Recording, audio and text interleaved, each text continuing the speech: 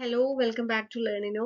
KEAM exam എഴുതാൻ പോകുന്ന കുട്ടികള് നിർബന്ധമായിട്ടും അറിഞ്ഞിരിക്കേണ്ട കുറച്ച് കാര്യങ്ങളാണ് ഇന്ന് പറയുന്നത്.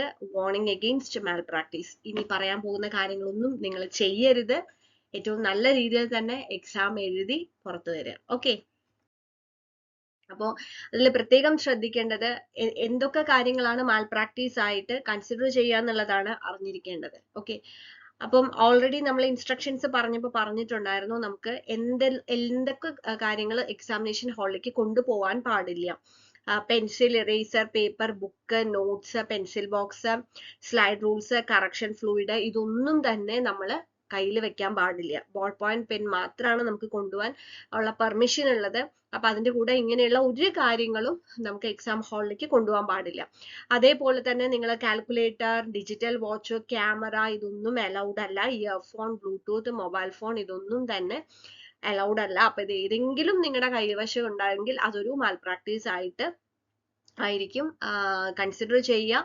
അപ്പൊ അതിൻ്റെതായിട്ടുള്ള കോൺസിക്വൻസ് ഫേസ് ചെയ്യേണ്ടിയും വരും. പിന്നെ അതേപോലെ തന്നെ നമ്മൾ എന്തെങ്കിലും എക്സാമിനേഷൻ റൂള് നമ്മൾ ഫോളോ ചെയ്യാതിരിക്കുകയോ ഒക്കെ ചെയ്ത് കഴിഞ്ഞാൽ നമുക്ക് അതിൻ്റെതായിട്ടുള്ള കോൺസിക്വൻസ് ഉണ്ടാവും എന്നുള്ളത് കൃത്യമായിട്ട് മനസ്സിലാക്കുക. പിന്നെ ശ്രദ്ധിക്കേണ്ട ഒരു കാര്യം എന്താണെന്ന് വെച്ച് കഴിഞ്ഞാൽ നമ്മള് ഇപ്പൊ ഏതെങ്കിലും നമ്മളുടെ ഒരു ജസ്റ്റർ അല്ലെങ്കിൽ നമ്മൾ വേറെ ഏതെങ്കിലും സ്റ്റുഡന്റ് ആയിട്ട് കമ്മ്യൂണിക്കേറ്റ് ചെയ്യാൻ ശ്രമിക്കുന്ന പോലെയോ അങ്ങനെ എന്തെങ്കിലും നമുക്ക് ഇൻവിജിലേറ്റർ അങ്ങനെ ഫീൽ ചെയ്ത് കഴിഞ്ഞാൽ അവിടെയൊക്കെ ഇഷ്യൂസ് ഉണ്ടാവും.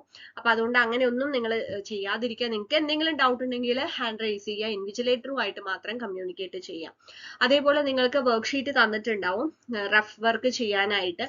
അപ്പൊ ആ റഫ് വർക്ക് ചെയ്ത് കഴിഞ്ഞാൽ അത് കൃത്യമായിട്ട് എക്സാം ഹാളിൽ നിങ്ങൾ ഇൻവിജിലേറ്ററെ ഏൽപ്പിച്ചിട്ട് വേണം പോകാൻ. ഒരു കാരണവശാലും നിങ്ങൾ അത് കൈവശം വെക്കാനായിട്ട് പാടില്ല.